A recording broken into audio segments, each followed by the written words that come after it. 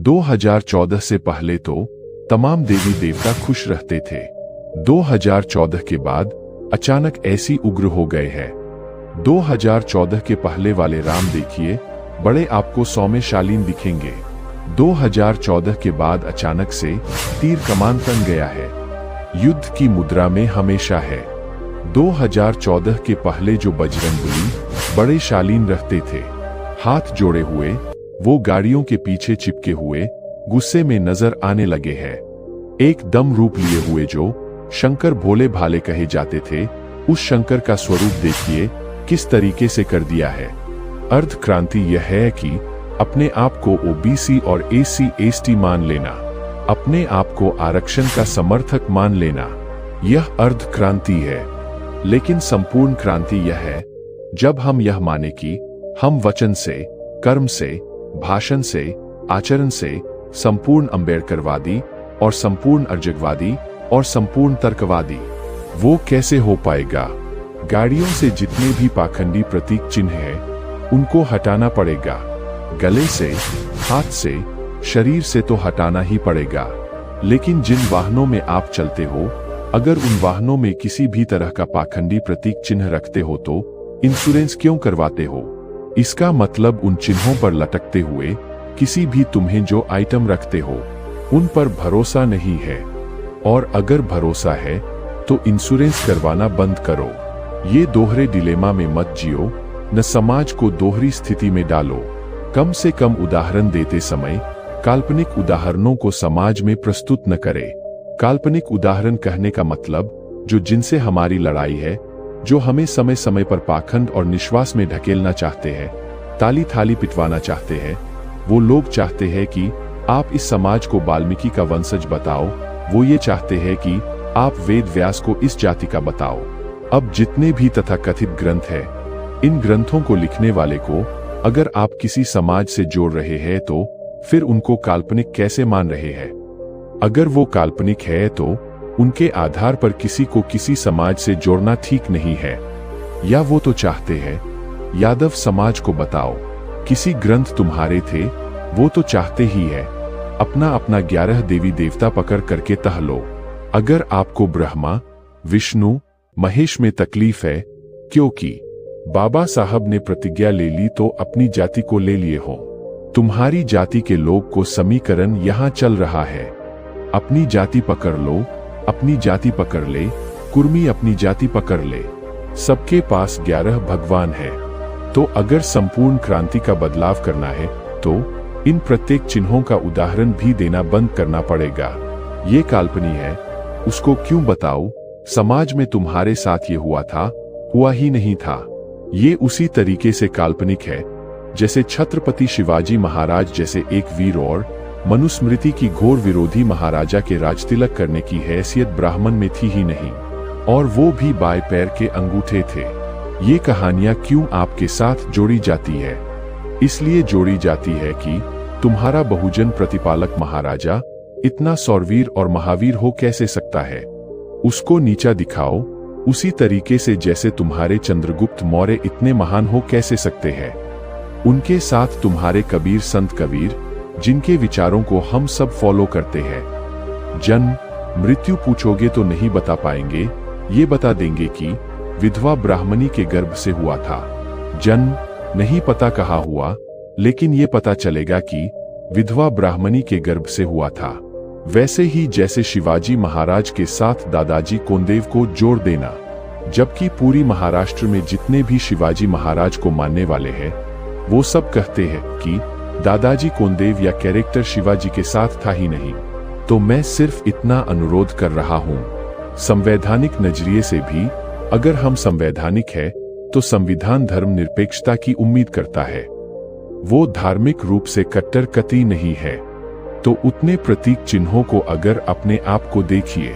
अंबेडकरवादी होना यह कोई 5 मिनट का कोई ऐसा नहीं है कि हमने बड़े जोर जोर से जय भीम के नारे लगा दिए या नमो बुद्धाय बड़े जोर से कह दिया, बाबा साहब को पूछ लिया, उनकी तस्वीर दिखा दी। इतना आसान नहीं है। अंबेडकरवादी होना, तर्कवादी होना, अर्जगवादी होना एक कठिन तपस्या है। उसके लिए आपको अपना आचरण ही करना होता है। मनुवाद के खिलाफ, पाखंडवाद के खिलाफ, संविधानवाद की बातें करते हैं। उन्हीं के घरों में तमाम लोगों के मनुवाद के एजेंट पल रहे होते हैं। हम बताते हैं, बच्चे बेटा गोबर है। गणेश समझ के मत पूजना घर में नहीं समझाया, वो गोबर को गणेश बना के पुजवा रहे हैं। ये कैनरा बैंक का कार्यक्रम है। SC/ST एम्प्लॉयज में महिलाएं भी होंगी और नहीं होंगी तो जितने एम्प्लॉयर जाए हैं उनकी पत्नियां घर में होंगी। छुट्टी का दिन भी है। हम तो बदल गए, पत्नी नहीं मान रही है, बच्चे नहीं मान रहे हैं, बाकी बदलाव हो जाता है। बचपन से यही कहानी पड़ी है। एक कार्यक्रम में लाओ, 2 बार लाओ, 3 बार लाओ, 4 बार लाओ, एक दिन वो भी आपकी तरह अम्बेडकरवादी हो जाएंगी। लेकिन कार्यक्रमों में लाना पड़ेगा। यही चीज वोटिंग पेटेंट में भी नजर आती है। संविधान की, आरक्षण की महिलाएं नहीं समझ रहे तो तुमने समझाने की कोशिश कोशिश की क्या? समझाने की ट्राई भी नहीं मारा। ठीक रंग से समझाएंगे तो समझेंगे। कहा जिनका वोट एनडीए ने मांगा, बहुत प्यार से उनको एनडीए ने दे दिया। जिनका वोट इंडिया गठबंधन ने मांगा, बहुत प्यार से इंडिया गठबंधन को वोट दे दिया। एक ऐसा वोट है जिससे किसी ने वोट नहीं मांगा, उसने किसको दिया? किसको दिया? बीजेपी को क्यों दिया? क्योंकि जिसका वोट किसी ने नहीं मांगा, उसका वोट टीवी ने मांगा। 24 घंटे उसने बताया, आपके घर में रह कर के अच्छा आदमी है, गाड़ी वाला बहुत मेहनत करता है, बहुत एनर्जी वाला है, बहुत पावरफुल है, दुनिया बदल देगा, देश बदल देगा, महिलाएं बदल देगा।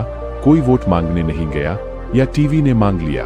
घर बैठे और आप ऊपर हवा में बैठकर अम्बेडकरवादी और तर्कवादी और संविधानवादी बने रहे। घर में मामला डिफरेंट है। तो मैं बार बार ये कहता हूं कि सामने वाले की तरफ उंगली करने से पहले उंगलियां अपनी तरफ करो, अपनी तरफ, और खुद से ये पूछो कि जिस समय ये दौर चल रहा था, संक्रमण काल, उस दौर में हम अपनी भूमिका, हम अपनी जिम्मेदारी कितनी निभा रहे। क्योंकि मैं कहता हूं कि लोग आपका भाषण नहीं आचरण फॉलो करते हैं। संविधान पर, आरक्षण पर और तमाम चीजों पर। साल भर बच्चे को स्कूल मत भेजो। इलेक्शन के समय में शिवलिंग में बैठ बच्चा पास हो जाए, वही बताता है। बिना स्कूल जाए, बिना बच्चों का भविष्य नहीं समझ सकता। 2 ही ऑप्शन है आपके पास, या तो मंदिर की घंटी या स्कूल का घंटा। अब आपको तय करना है कि बच्चे को किस दिशा में ले जाना है। कांशी राम साहब ने कहा था कि सत्ता हर ताले की कुंजी क्यों? मैं फिर कहता हूं, बाबा साहब ने राजनीति की थी। जिन 2 महापुरुषों की आज जयंतियां मना रहे हैं, दोनों ही बराबर के हक है। जबकि अगर बाबा साहब के देखे तो ज्योतिबा फुले ज्यादा सम्मान के हकदार है, क्योंकि उनके गुरु थे। ज्योतिबा फुले ने चुनाव नहीं लड़ा था, बाबा साहब ने चुनाव लड़ा था। इसलिए केवल ये कह देना कि केवल राजनीति से ही परिवर्तन संभव है, ये भी ठीक बात नहीं है। यह अपने आप को सेफ जोन में ले जाने की बात है। फिर मैं कहता हूं कि मकसद क्या है? बाबा साहब की राजनीति का मकसद क्या था? लेकिन कांशीराम साहब की एक लाइन राजनीति हर ताले की कुंजी है।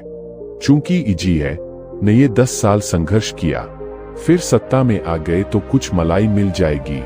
लेकिन सामाजिक परिवर्तन की बात में 40 साल हो सकता है, तो वो बात करना कठिन है। उन्हीं मान्यवर कांशीराम साहब ने कहा था कि राजनीति हर ताले की कुंजी तो है, लेकिन बिना सामाजिक परिवर्तन के अगर राजनीतिक परिवर्तन हुआ तो बहुजनों के किसी काम का नहीं रहेगा।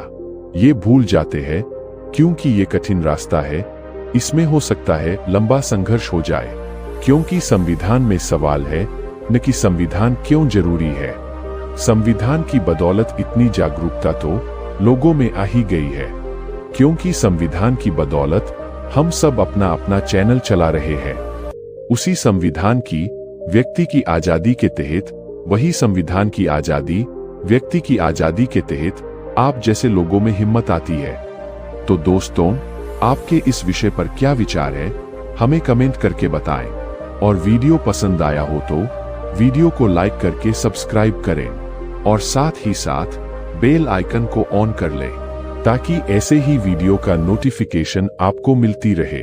और हाँ, जैसे आप लोग बाबा साहब Ambedkar, the Buddhist words, the क्रांतिकारी चैनल को प्यार दे रहे हैं, उसी तरह हमें भी प्यार दीजिए। इस वीडियो को अंत तक देखने के लिए आपको दिल से धन्यवाद। फिर मिलते हैं किसी अगले वीडियो में। जय भीम, जय भारत।